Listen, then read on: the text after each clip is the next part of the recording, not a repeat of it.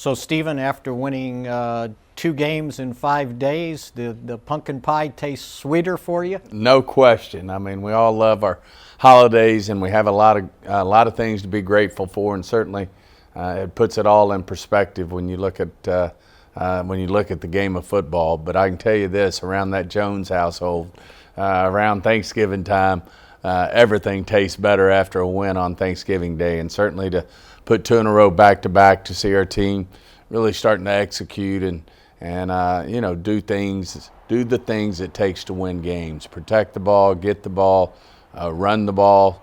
The defense is really, I think, starting to understand what Mike Zimmer wants out of them, and certainly getting healthier doesn't hurt either. And we'll continue to get healthy as we move into this Bengals game, but certainly a big deal for us to get the 2 games in a row. And I know for the most part, a lot of people have counted us out, but mathematically we're still in it, and we're in it to win every game right now. One of the things I think I noticed the difference in what you did in the first 10 games to these last 2 games. Your turnover differential was -11 going into the Washington game, and these last 2 games it's been a +4. So it kind of reminds me of what Jason Garrett used to say: the ball, the ball, the ball. That's it. And Mike and Dan Quinn were that way as well. Dan certainly stressed. I think we led the league in creating turnovers the last 2 years he was here. Certainly we're doing a nice job with Coach Zimmer now. But the other thing Jason just used to say, I mean, it's 90+% of the time the person that wins that turnover battle is going to win the football game. And we certainly didn't do that the first part of the year. It feels good to be winning that battle now. I think we're doing a good job protecting the ball, and hopefully get another ball hawk back this week in Diggs to go with Bland. And the guys are flying around making plays. Obviously, I think Overshown's really making his presence felt, which is a great addition to the defense. And then obviously to get Micah back, hopefully D-Law not too far behind. We're getting some really good football players back, and that helps. Yeah, it really does. And, it seems like all week long we talk about injuries, who's missing, who's not going to play.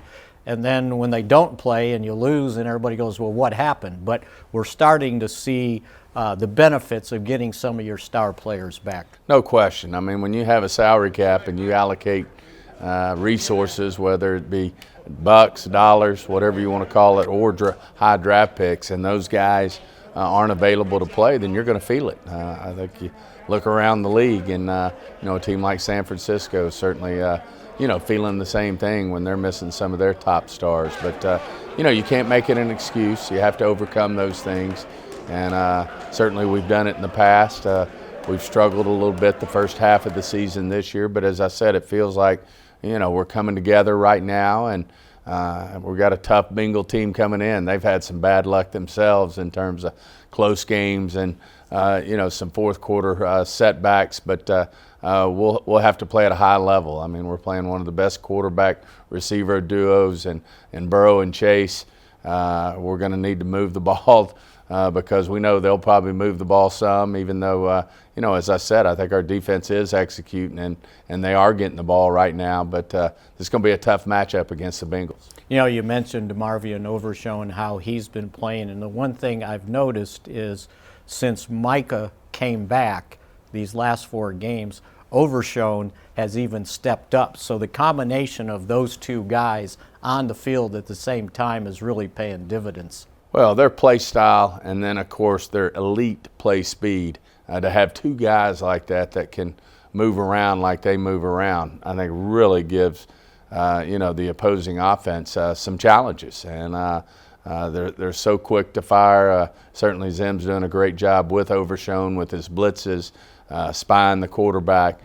He's sideline to sideline. Micah the same way. Is really opening some things up, and all of a sudden Osa's playing a lot better. Then Mozzie's playing better, and it's really been worked out good to have those 2 guys flying around, and that's all that's going to do is help. And then on the offensive side, to get a Zach Martin and a Ferguson back, and like we got Cooks back last week, made some big plays to help us win that game. we're getting healthier down the stretch. But it's going to all start with the Bengals. We got to get those guys, and we'll still be in the mix if we can go get the Cincinnati Bengals. Yeah, it certainly looks like you shouldn't pay attention to Cincinnati's 4-8 record.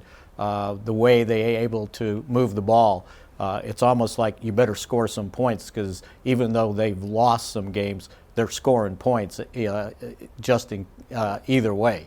Yeah, they've lost some heartbreakers. I enjoy watching them play and have seen a lot of their games, and they've had some unfortunate field goals that hadn't gone their way in terms of some losses that they've had.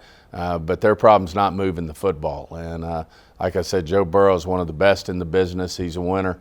He's taken the Bengals to a Super Bowl. He obviously won a national championship. So, like I said, it'll be a challenge, but I think we're up for it. I think Coach Zimmer will do a good job mixing up the defenses there, and hopefully giving them some real challenges on their side of the ball. Now, you had some huge TV ratings for the Thanksgiving Day game, and now you got a Monday night game. You probably figure that's going to carry over to Monday night. Well, once you get that momentum going, we can get those Cowboy fans turning on that TV again, and certainly it'll be great to have Troy and Joe Buck calling the game for us, and hopefully our fans will all tune in, because I do think this is a team that's only getting better down the home stretch, and I fully expect us to play really, really, really good football and good complementary football, and give us an opportunity to go win this game.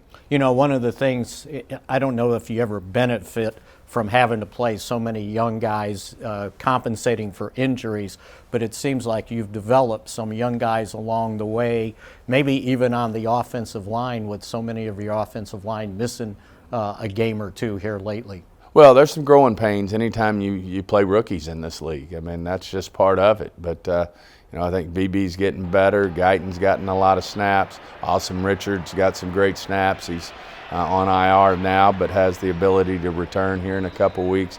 A guy like Hoffman steps up big, TJ Bass.